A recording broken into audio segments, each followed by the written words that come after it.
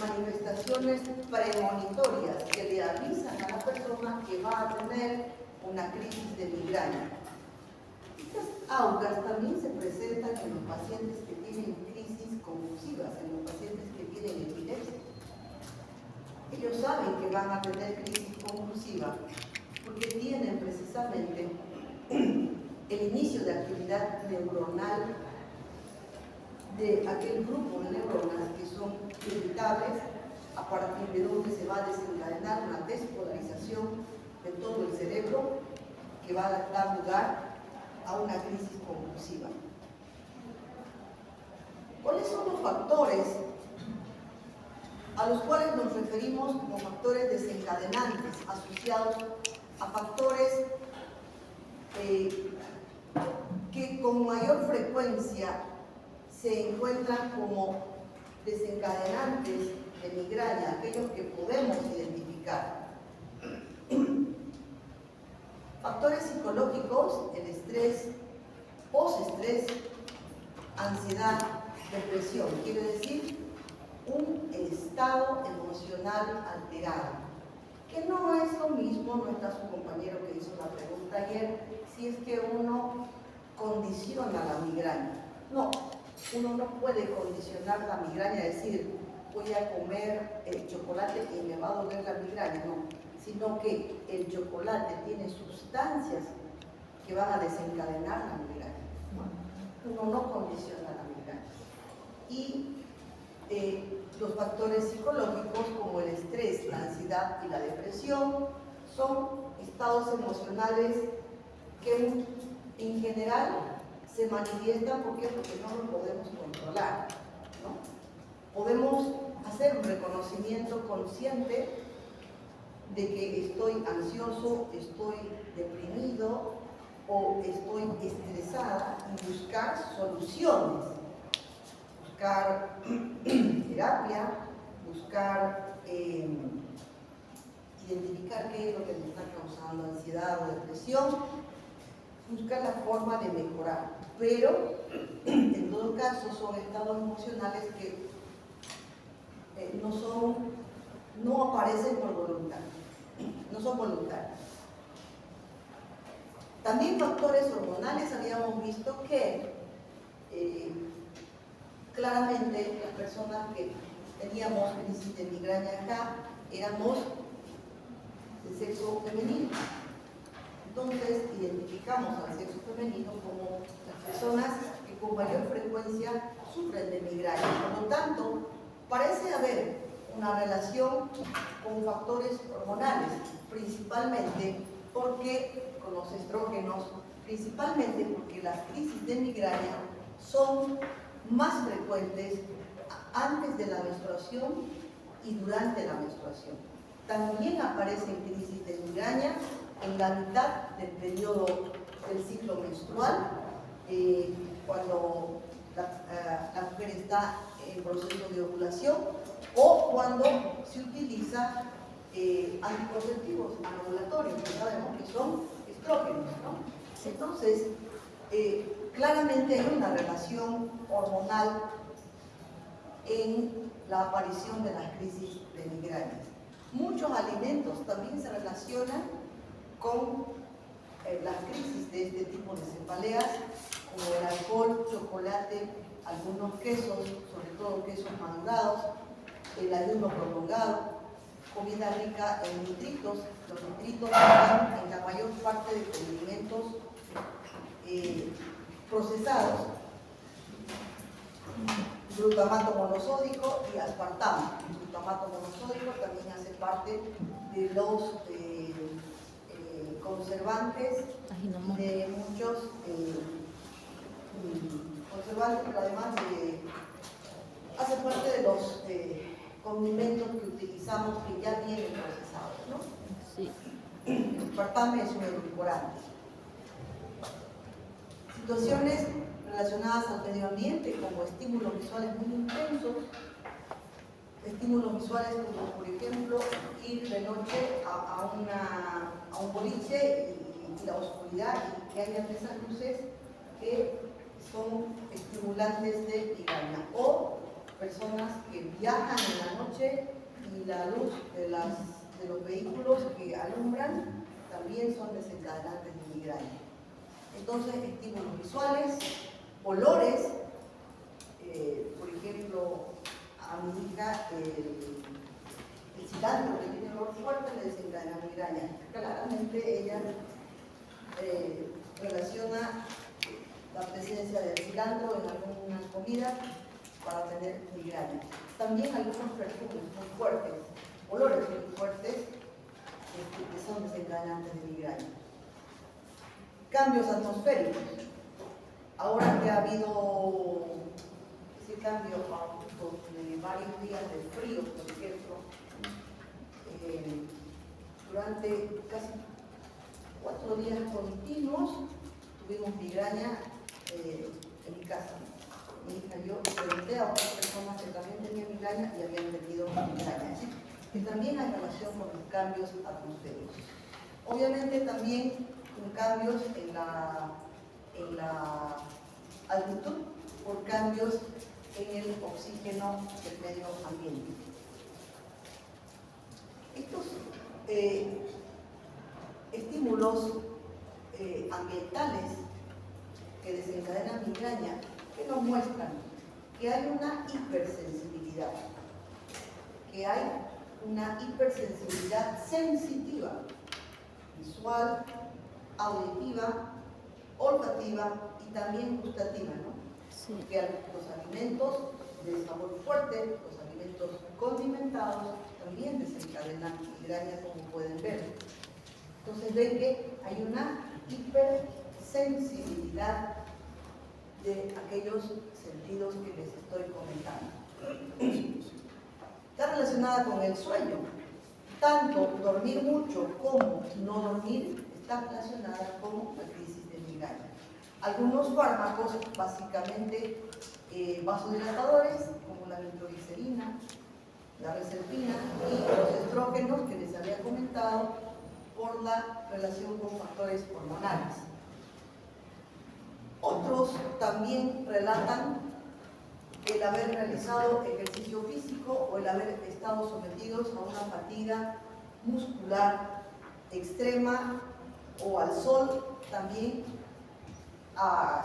se constituyen como factores desencadenantes de estas crisis de migraña vascular.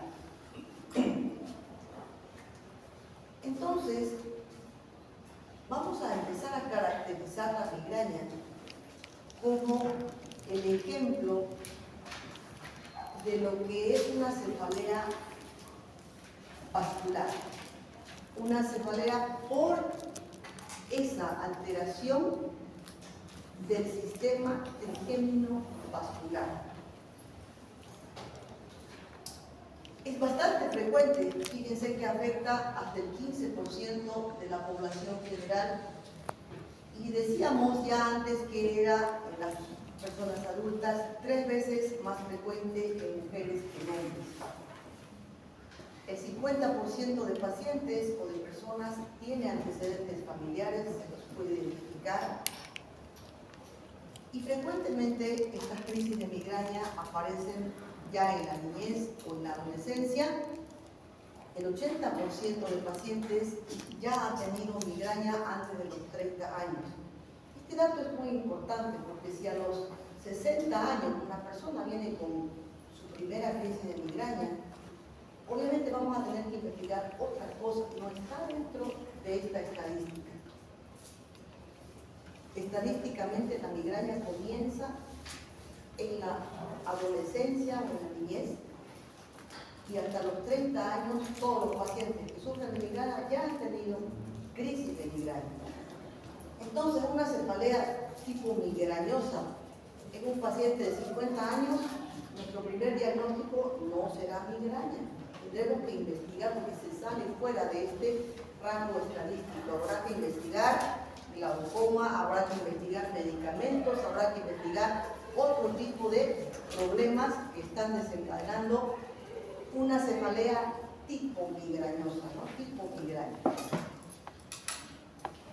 El dolor se instaura aproximadamente en 30 minutos entre el inicio, entre el estímulo, digamos, que va a desencadenar la crisis y todo ese proceso fisiopatológico tarda aproximadamente 30 minutos. Puede durar horas, a veces dura hasta días, es de características pulsátiles y es hemicraneana en la mitad de los pacientes. Les mencionaba que la clásica crisis de migraña se asocia a auras, a síntomas habitualmente referidos a la vista, como la aparición de este halo. En este caso hay un halo doble. En este caso hay como que con un borrador le hubiéramos borrado a la imagen que tenemos enfrente. Y la evolución de esta imagen es así. Comienza como un punto donde uno mira, donde empieza a ver un pedacito de esto. Así, habitualmente arriba, ¿no? Y yo muchas veces he hecho la prueba, ¿no? Veo algo aquí y digo, miro hacia abajo y sigo viendo. Miro hacia arriba, sigo viendo. Cierro mis ojos, sigo viendo. O sea, no se desaparece. Es persistente. Y luego va, es como que si se fuera completando un círculo hasta llegar a ser un halo completo. Cuando este halo se completa, uno tiene dificultad para ver. Me ha tocado alguna vez, por ejemplo, estar manejando y tengo que detenerme porque siento que no veo bien. Ese halo dificulta una visión normal, una visión completa, ¿no? Entonces, si alguien de aquí ha tenido esas crisis, pues es migraña clásica con aura. Ese es el aura. En ese momento no duele. En ese momento, ¿qué etapa es? Es la etapa de vasoconstricción. Ha habido el estímulo y está habiendo una vasoconstricción en determinadas áreas y está viendo esa expansión cortical del primer estímulo que se produce a nivel del sistema trigeminovascular. Bueno, hay migraña sin aura también, de pronto aparece el dolor. Y esta es lo que se llama migraña común, dura de 4 a 72 horas, es hemicraneana, unilateral, es pulsátil, de intensidad moderada a severa, se intensifica con los movimientos, se asocia a náuseas, vómitos, fotofobia, fonofobia. La migraña con aura es la migraña que se llama clásica. El aura significa que tiene síntomas prodrómicos o premonitorios como visión borrosa, metamorfopsia, que es esa sensación de que la mano o una parte del cuerpo está o más grande o más chica de lo que realmente es, parestesias, y luego tiene las mismas características, ¿no? Es pulsátil, unilateral, tiene una duración de aproximadamente 6 horas, se asocia a náuseas, a veces vómitos. Y aquí se agrupan estos síntomas, que son los síntomas más frecuentes, ¿no? Entonces son los síntomas que les he mencionado. Hay fonofobia, fotofobia. Muchas veces hay esa sensación de malestar gastrointestinal que significa un aura vagal. Aura vagal, porque hay una sensación como que de náusea, de indisposición. Y bueno, hay otras molestias que ya les he mencionado, que van a ser síntomas premonitorios de la crisis de migraña o síntomas que aparecen después al finalizar la crisis de migraña. ¿Qué sucede entonces fisiopatológicamente para que aparezca este dolor? Tiene entonces una fase premonitoria, una fase de aura, la aparición del dolor y los síntomas asociados y la fase de resolución. Esas son las fases que sigue una cefalea vascular clásica que denominamos migraña. Y este es el sistema trigémino vascular, ¿no? Es una rama del trigémino que se origina en el núcleo del tronco encefálico. Y ayer preguntaban por qué hay náuseas y vómitos. Porque el centro del vómito está en el tronco encefálico. Y en realidad lo que existe es una hipersensibilidad a nivel del tronco encefálico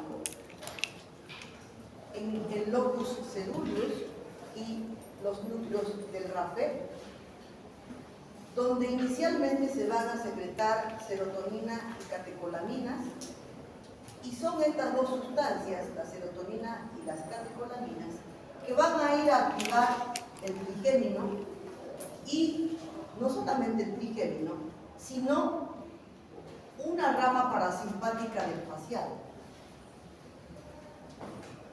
Este conjunto, la activación del trigémino y la rama parasimpática del facial, que llegan tanto a las venas como a las arterias, son las que van a provocar vasodilatación y liberación de los otros mediadores del dolor.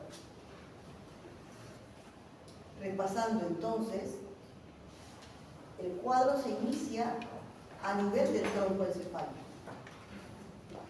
A nivel del tronco encefálico, en el locus ceruleus y el núcleo del RAFE. El estímulo que va a desencadenar la activación a nivel de estos núcleos va a secretar serotonina y catecolaminas. Estas sustancias van a irritar o estimular el trigémino y una rama del facial. Estas ramas trigeminales y faciales van a dar lugar a la vasodilatación, aumento en la permeabilidad, escape de líquido y liberación de los mediadores del dolor, que va a ser el momento donde ya el paciente va a tener claramente el dolor de diferente intensidad. Ese es el tronco encefálico, el locus ceruleus, los núcleos del RAFE, están involucrados en el inicio fisiopatológico de la crisis de una migraña. ¿Por qué se desencadena esta crisis de migraña? ¿Y cómo es que a nivel de los núcleos del tronco se produce o se inicia esta activación neuronal? Porque existe un estado de hiperexcitabilidad. Ese estado de hipersensibilidad o hiperexcitabilidad está determinado genéticamente y se relaciona con un trastorno a nivel de los canales de potasio y un mediador del dolor, que es el glutamato. De tal manera que la cefalea vascular, en este caso la migraña, se considera un trastorno de los canales de la membrana neuronal, por donde fluye el potasio, y se llama entonces a la migraña una canalopatía. Esta hipersensibilidad de la unión vascular con la terminación neuronal se va a producir ahí un estado de hipersensibilidad que está determinado genéticamente. localmente se van a secretar mediadores del dolor, como hemos visto, y esta predisposición genética se relaciona con el cromosoma X, lo que explicaría que sea más frecuente en mujeres. Se relaciona con un trastorno en los canales de potasio, pero previamente está identificado que hay una alteración en los canales de calcio que van a liberar serotonina, y también se relaciona con un déficit de magnesio a nivel cortical.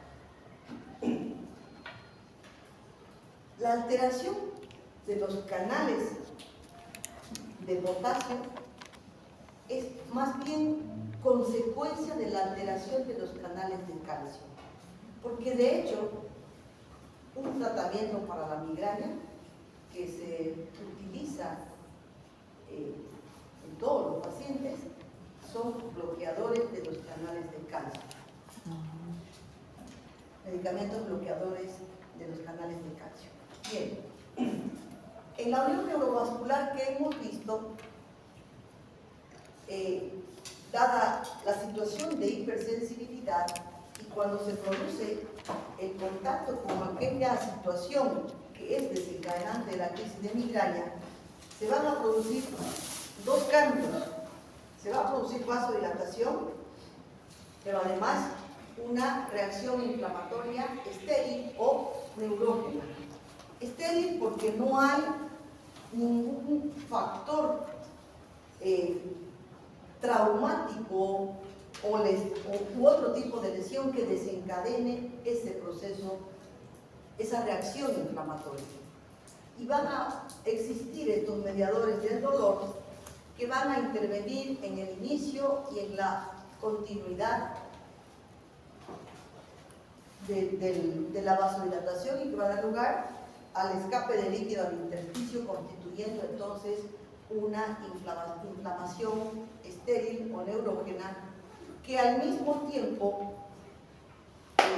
que edematiza, porque eso habla de edema intersticial, al mismo tiempo que edematiza localmente, también va a servir como un sensibilizador a otras terminaciones nerviosas para prolongar o transmitir o reclutar un mayor número de terminaciones nerviosas.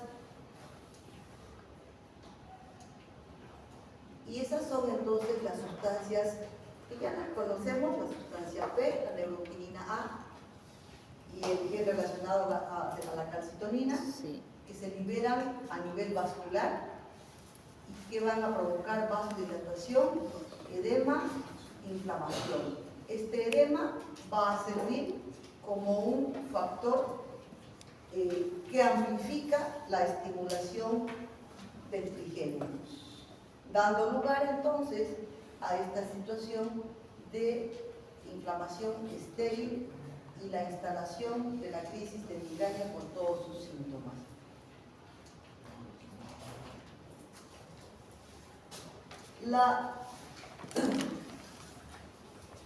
La evolución del dolor, la instalación del dolor en la crisis de migraña, como ven ustedes, tiene ausencia de esa fase que hemos reconocido que es la fase de transducción de un dolor normal, de un dolor somático, ¿no? No existe esa fase. Entonces aquí tenemos otro proceso que es un proceso neuropático donde hay estimuladas neuronas de primer orden y neuronas de segundo orden. Las neuronas de primer orden, que son las que transmiten el estímulo doloroso, las neuronas de segundo orden, que son las que llevan el estímulo hasta el núcleo del trigémino, y que además el núcleo del trigémino tiene relación o conexión con otros centros que se encuentran en el tronco, como son los centros de la náusea y el vómito.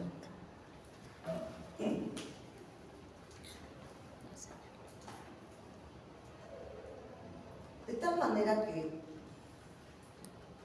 fisiológicamente, o más bien fisiopatológicamente, se considera la migraña como un trastorno de los canales.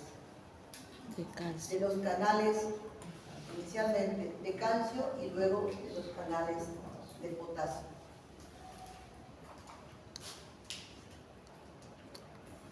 Existe otro tipo de cefalea vascular que por suerte es poco frecuente. La más frecuente y por la frecuencia que tiene es importante que le dediquemos como representante tiempo, digamos, a describir todas las características. La migraña como un representante de una cefalea vascular. La cefalea de Horton, la cefalea racemosa que se llama también, o cluster, es una cefalea vascular que tiene diferencias con la cefalea vascular de la migraña.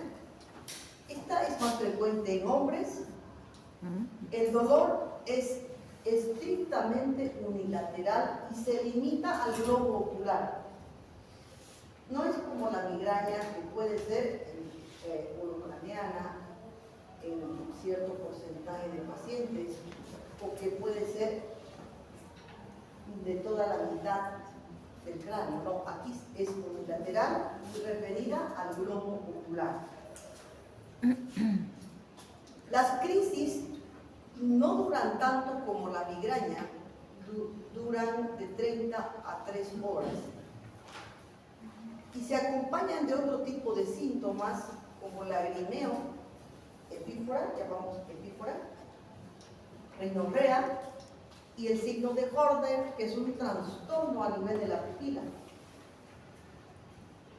Estos episodios de cefalea son habitualmente nocturnos y suelen suceder uno detrás de otro, como si fueran crisis convulsivas que vienen una detrás de otra. Y cuando vemos al paciente, lo examinamos, no encontramos ninguna alteración. Pareciera que el paciente está mintiendo.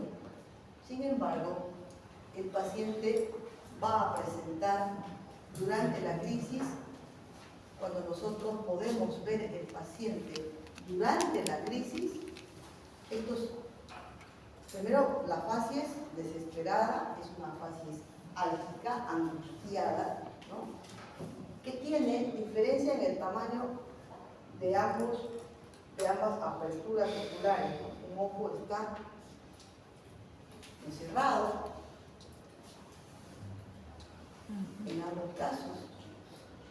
Hay enrojecimiento, lagrimeo y ese dolor intenso que caracteriza a estas crisis de migraña.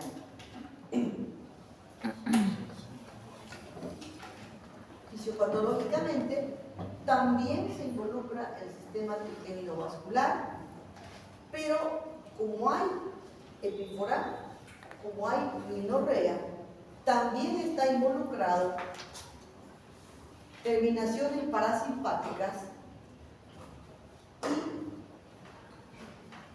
aparentemente hay una alteración funcional y estructural a nivel hipotalámico.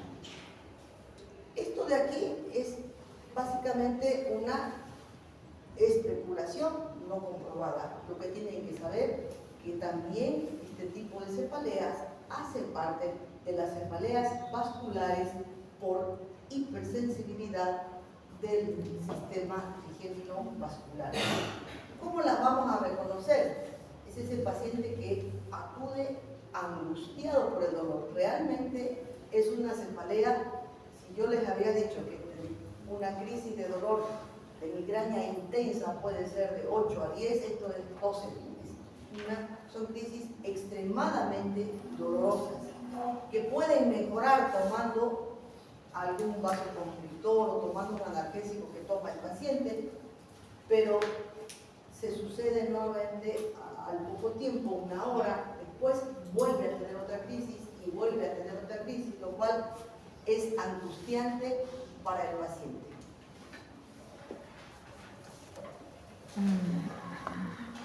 Otro tipo de cefalea muy frecuente es la cefalea tensional.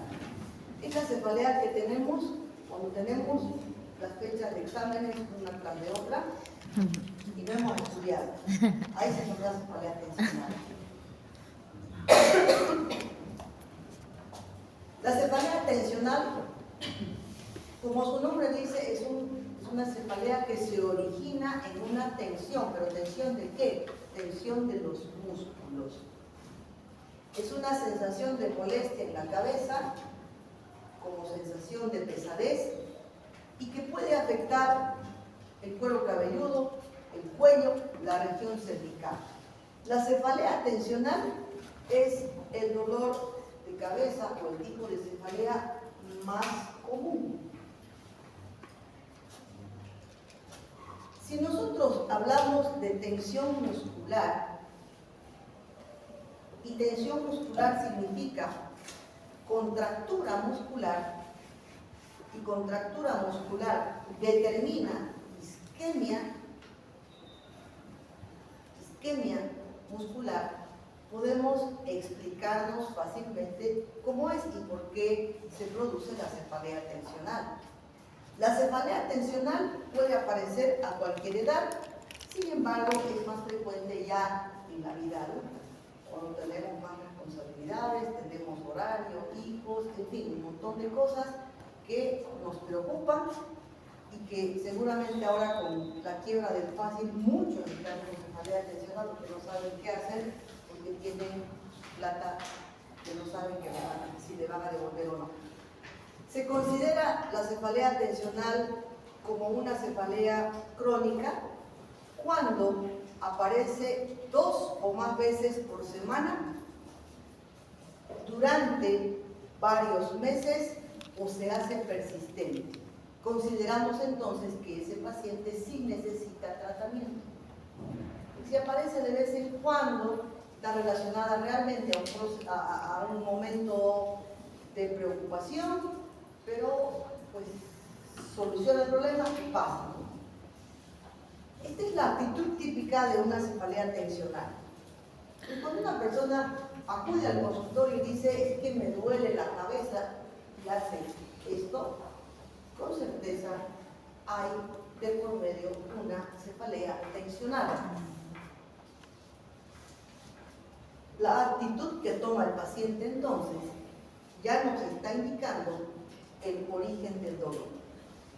Esta cefalea tensional ocurre cuando los músculos del cuello, los paracervicales, los trapecios, los músculos del cuero cabelludo, se contraen en respuesta al estrés, al insomnio, a la depresión, a la ansiedad, o también en circunstancias en que tenemos que estar con el cuello en determinada posición, prácticamente en la misma posición, como suele suceder en aquellas personas que ahora tengo una paciente y me decía, estoy trabajando en la prefectura y mi trabajo es desde mi casa, pero tengo que llenar así decenas de formularios. Todo el rato está sentada digitando, todo el rato. Si no hay una silla de altura, de espaldar, una mesa que guarde una ergonomía para esta muchacha, claramente va a desencadenar no solamente dolores de espalda, sino tiene cefalea tensional. Su problema es un lupus, pero ella va porque le está doliendo mucho el cuello y siente dolor al peinarse, porque ella usualmente se hace una moña, pero allá no puede agarrarse el cabello hacia atrás. ¿Qué es eso? Es una cefalea tensional.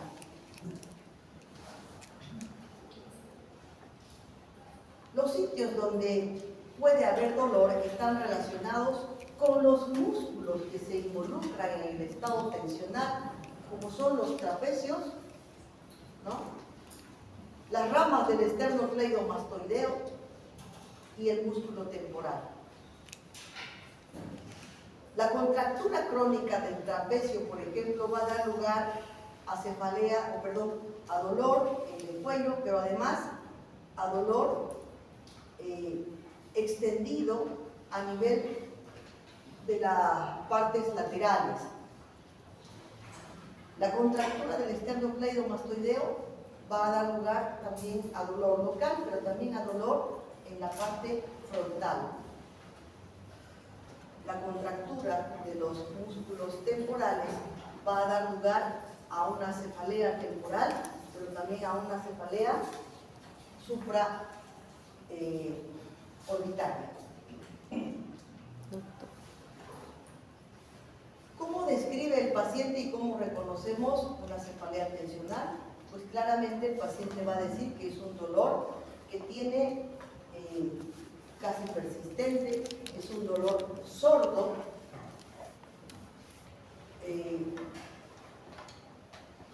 el dolor sordo se puede explicar como un dolor que no es intenso, pero es persistente, como si fuera un dolor gravativo y opresivo, más o menos así. Es un dolor que está ahí sin necesidad de que sea intenso. Se hace molestoso o se hace necesario controlar o tomar algo por la persistencia que tiene el dolor. Como ven ustedes, hay una diferencia entre el dolor vascular y el dolor isquémico. Aquí la cefalea no es pulsátil, es una cefalea persistente. El paciente puede sentir como si tuviera una banda que le oprime, es una cefalea holocraniana, se siente una hipersensibilidad en el cuero cabelludo, en la región temporal e inclusive en la región cervical y en la región de los hombros.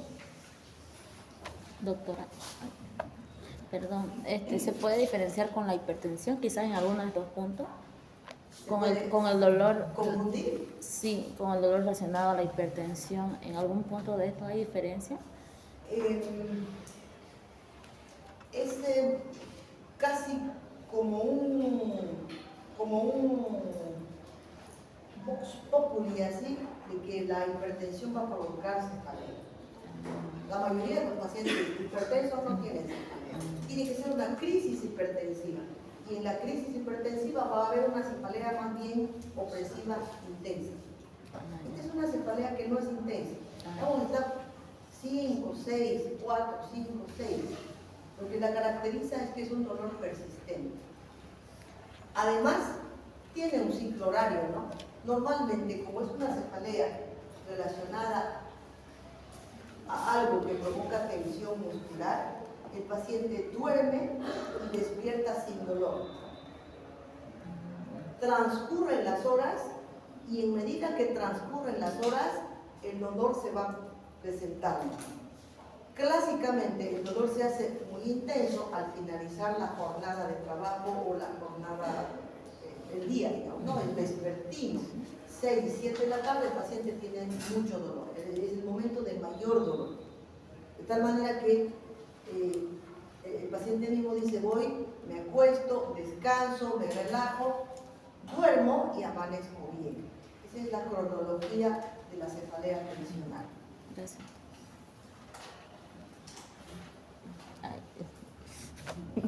El tipo de postura que tenemos ahora pues condiciona mucha cefalea tensional. Es lo que se llama el cuello tecnológico, TECNEC se llama, ¿no?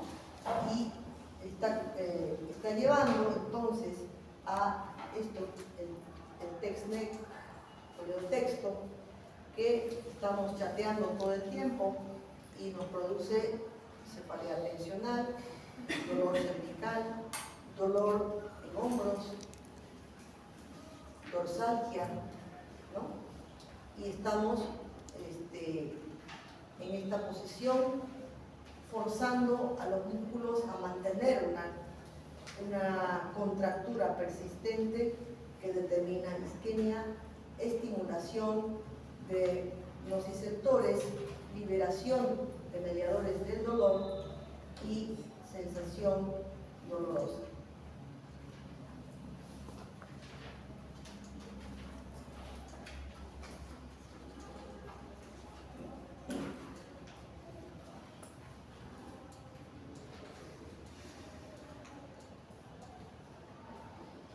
Para que haya dolor, entonces, en la cefalea tensional, están involucradas estructuras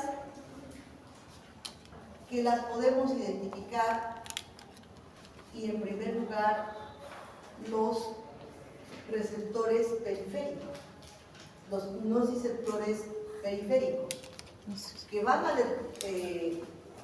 a determinar el inicio de estímulos que van a llegar al sistema nervioso central, pero no a nivel talámico, sino van a llegar a nivel del tronco encefálico. Si hablamos de este tipo de dolor que termina en el tronco encefálico, estamos hablando de qué tipo de dolor y de qué mediador.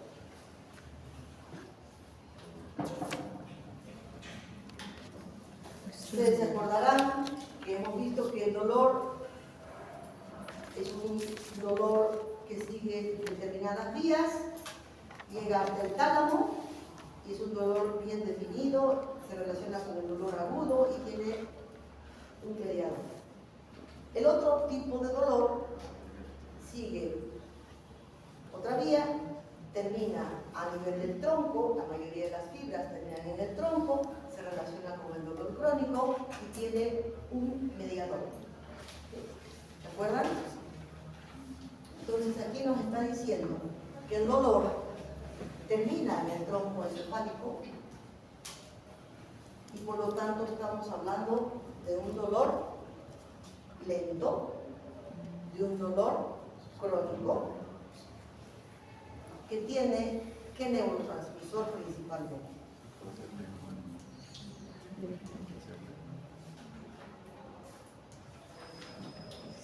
Tarea para la casa.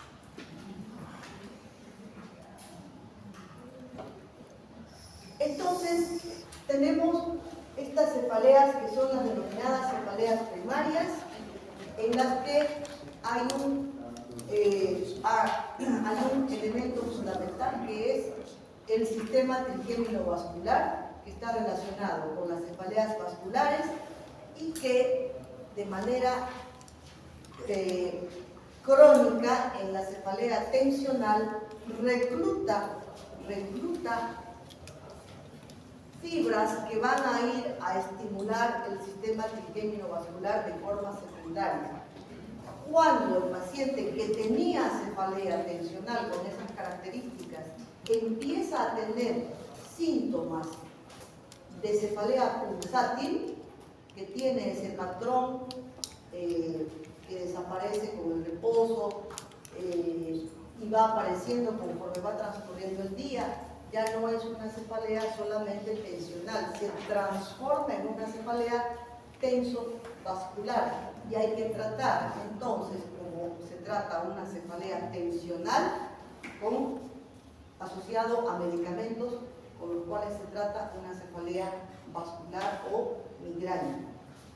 Entonces, una cefalea tensional que no recibe tratamiento se va a transformar en una cefalea tensovascular, donde encontramos alteraciones mixtas, tanto de una cefalea migrañosa como de una cefalea vascular.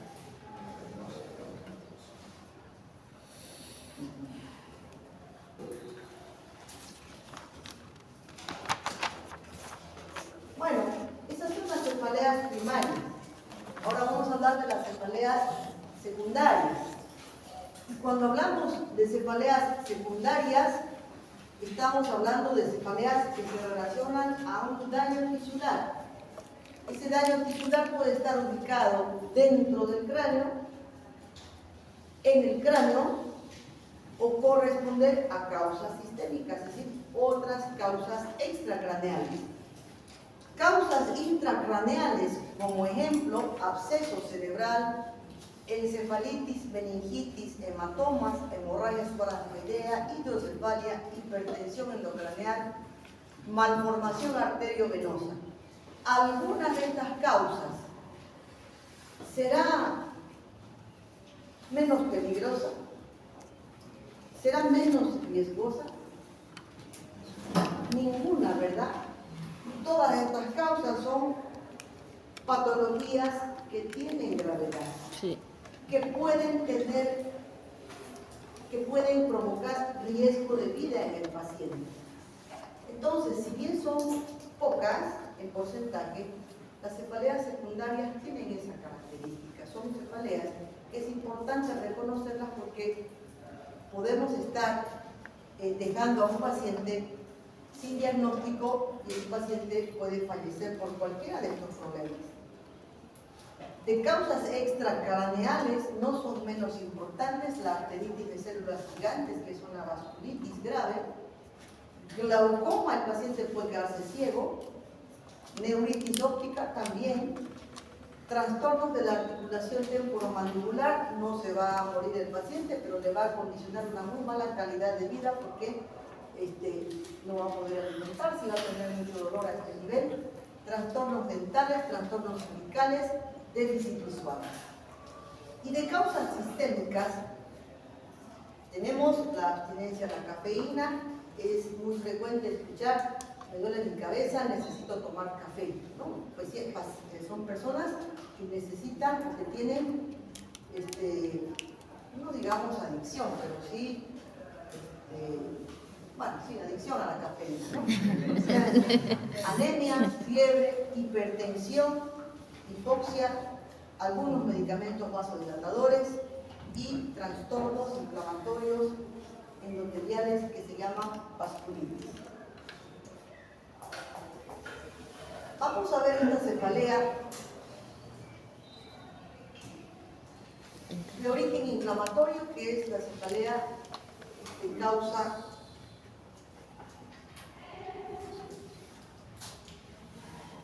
por inflamación de las meninges. Entonces, es una cefalea donde claramente hay un proceso inflamatorio, pero secundario a un proceso infeccioso.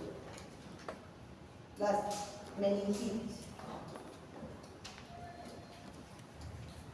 Cuando hay meningitis estamos hablando de que las membranas que protegen el cerebro han sufrido un proceso inflamatorio que puede ser de origen viral, puede ser de origen bacteriano, puede ser de origen micótico, puede ser de origen químico.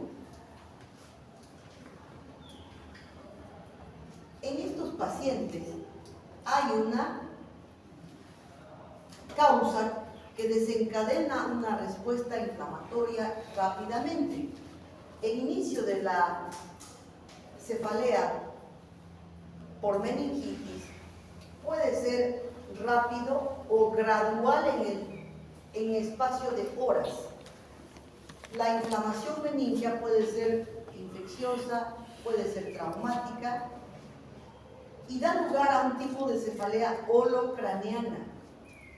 Es holocraneana porque hay un proceso inflamatorio en las meninges que determina vasodilatación, edema de los vasos meningios y además hay un aforismo que dice: por encima de una serosa inflamada hay una contracción del músculo que está inmediatamente por arriba. Hay una contractura de los músculos paravertebrales, principalmente los músculos cervicales, que van a hacer que aparezca este signo característico que se llama rigidez de nuca. La cefalea por meningitis más característica es la meningitis bacteriana y tiene como origen más frecuente el neumococo y el meningococo. Les contaba hace días atrás de este niño que viajó con nosotros y que tuvo que quedarse y que sigue todavía allá, de 3 añitos, que se identificó en el líquido cefalorraquídeo neumococo. El neumococo se presenta precisamente en épocas de es estival, ¿no? Aparece en épocas de cambios de clima, cuando entramos a la época más de otoño-invierno. Y el meningococo es epidémico, viene por epidemia, sobre todo el meningococo B. Se caracteriza por una fiebre alta, cefalea holocraneana, y como hay irritación, inflamación de las meninges con hipertensión endocraneana, cualquier movimiento que haga el paciente va a exacerbar el dolor, por lo tanto el paciente prefiere estar acostado e inmóvil. Pero además no puede estar acostado en el cúbito dorsal porque se produce un estiramiento, una elongación de los músculos paravertebrales que desencadena dolor, de tal manera que el paciente prefiere ponerse de lado, doblar las rodillas. ¿Para qué? Para evitar la tracción a nivel paravertebral, una posición que se llama posición en gatillo de fusil, porque flexiona las rodillas e hiperflexiona el cuello hacia atrás para disminuir la tracción de los músculos cervicales. Como hay hipertensión endocraneana, el paciente tiene vómitos, pero no son vómitos precedidos de náuseas, son vómitos explosivos, lo que se llama vómitos en proyectil. Rápidamente el paciente va a tener, por edema cerebral, deterioro del estado de conciencia, y clásicamente encontramos rigidez de nuca y los signos de Kerning y de Brunzini. Solamente la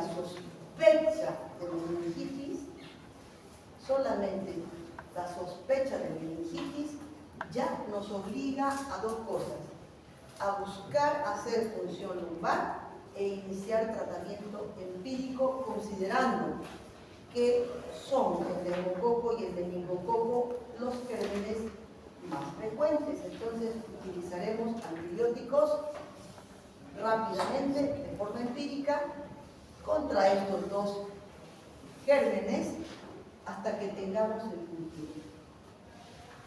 Cuando uno hace una punción lumbar, o si es que hay signos de hipertensión endocraneana, hacemos una punción suboccipital, el líquido, ya las características del líquido nos van a dar mucha información.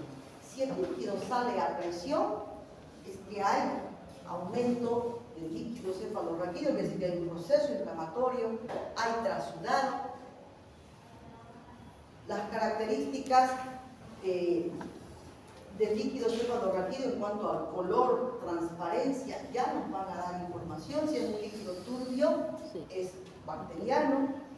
Si es un líquido claro, ojo, si es un líquido claro, tenemos dos posibilidades: o es tuberculoso o es micótico. ¿Cuál será más frecuente, tuberculosis o micosis? Tuberculosis. Entonces, un líquido claro en un paciente con signos meningios, vamos a tener que iniciar tratamiento antituberculoso.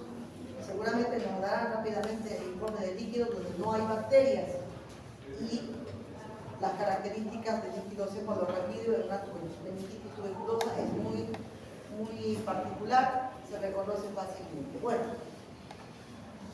entonces ya uno tiene que hacer un cultivo y un análisis de líquido cefalorraquídeo ante la sospecha de meningitis. Ahí están los signos de Kerning, de Brunzini, la rigidez de nuca. También hay otro tipo de cefalea inflamatoria, pero en este caso la inflamación no está provocada por un microbio, por una bacteria, sino por la sangre. La sangre por sí misma en espacio extravascular, fuera del continente vascular, es irritante para cualquier otro tejido y es irritante para las meninges. entonces la hemorragia subaracnoidea va a provocar un cuadro similar al de una meningitis, pero con algunas diferencias muy claras. Este tipo de cefalea es de inicio súbito. No espera que haya fiebre, no espera horas para padecer, no. Estaba bien y de pronto aparece la cefalea holocraneana intensa, súbita. Los signos meningios aparecen también porque hay sangre en el espacio mezclada con el líquido cefalorraquídeo, y como hay sangre que aumenta el continente del líquido cefalorraquídeo, se produce hipertensión endocraneana. Y esa hipertensión endocraneana es progresiva en medida que sigue sangrando. Cuando hablamos de hemorragia subaracnoidea es porque ha habido un estallido, ¿no?, de una malformación arteriovenosa a nivel subaracnoideo. Rápidamente, esta sangre que se va acumulando provoca tracción hacia abajo, desplazamiento y distensión del espacio, rotura de aracnoides, de vía madre y de vasos sanguíneos, y esto va a dar lugar a una cefalea rápidamente progresiva y además muy intensa. Tenemos aquí entonces que por una malformación arteriovenosa, por esfuerzo, por hipertensión, la crisis hipertensiva, se produce la ruptura de un vaso sanguíneo. Casi siempre hay una malformación, un pequeño aneurisma, pero también puede ser un paciente de 70 años hipertenso con arteriosclerosis, cuyos vasos sanguíneos sean al mismo tiempo rígidos pero frágiles. Entonces se produce una hemorragia subaracnoidea que poco a poco va inundando esta zona, va inundando estos espacios y puede producir rápidamente tracción, enclavamiento y muerte del paciente. El 80% entonces de estas cefaleas son secundarias a aneurisma,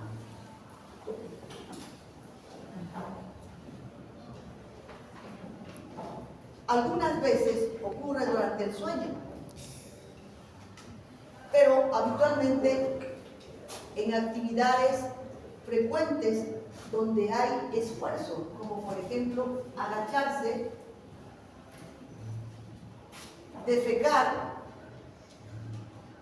o durante la actividad sexual, se puede producir la ruptura de un aneurisma. Clásicamente, como está descrito ahí, súbita, severa, continua, puede ser unilateral o bilateral y rápidamente se asocia a náuseas, vómitos y signos meningios, que en este caso, como no es bacteriano, se llama meningismo. Meningismo.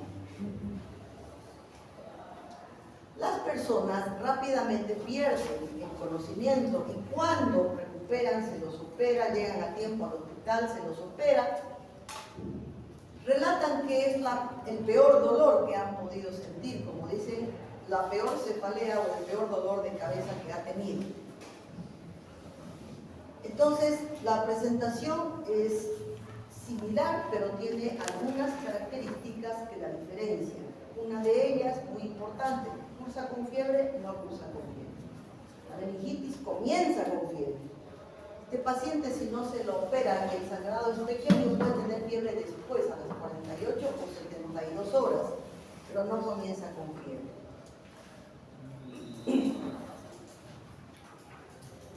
También se produce cefalea inflamatoria cuando hay un tumor cerebral. ¿Qué hace un tumor? Va aumentando de tamaño. Al aumentar de tamaño va comprimiendo estructuras que, si bien el parénquima cerebral no duele, las estructuras vecinas, vasculares sobre todo, tienen terminaciones nerviosas, receptores del dolor, nociceptores, que van a provocar dolor. Entonces, un tumor cerebral puede provocar cefalea por tracción local, donde está creciendo el tumor, o por tracción distante debido al edema que produce. Sí. Estimula estructuras sensibles al dolor, dando lugar a la aparición de una cefalea. Y esta cefalea tiene la característica de que es una cefalea que el paciente no tenía antes. Es una cefalea que va aumentando a través de los días. Y es una cefalea que con el transcurso del tiempo va a presentar otros signos neurológicos que pueden ser una crisis convulsiva, ptosis palpebral, pérdida de conocimiento, déficit motor, síntomas neurológicos que acompañan a una cefalea de instalación reciente que el paciente no tenía anteriormente. Ese tumor puede ser un tumor, un absceso, puede ser cisticercosis, puede ser un astrocitoma, puede ser un meningioma, muchas causas que den lugar a la presencia de una masa que ocupa lugar en la cavidad craneana, que es una cavidad cerrada y por lo tanto no tiene dónde expandirse. Cefalea por inflamación, una cefalea inflamatoria es este tipo de cefalea, que es la arteritis temporal. Si ustedes ven la imagen, ambos son pacientes varones y ambos son pacientes que tienen por lo menos más de 60 años, ¿no? Entonces vamos a considerar una cefalea de origen vascular inflamatorio, una arteritis temporal en un paciente varón mayor que relate una cefalea localizada en región temporal que no tenía antes y que se asocia a otro tipo de síntomas como fiebre, malestar general, anorexia, depresión. Además, síntomas de isquemia de algunos segmentos cerebrales, isquemia tisular que puede dar lugar a pérdida súbita de la visión, puede dar lugar a ulceración del cuero cabelludo y un síntoma muy importante que se llama claudicación mandibular, porque al haber una alteración inflamatoria autoinmune de la arteria temporal, la rama que va al macetero también se inflama y cuando el paciente comienza a masticar, empieza a tener isquemia del macetero y un dolor intenso que hace que el paciente deje de masticar. Eso se llama claudicación mandibular, síntoma característico de un paciente que tiene arteritis temporal. La cefalea es habitualmente de inicio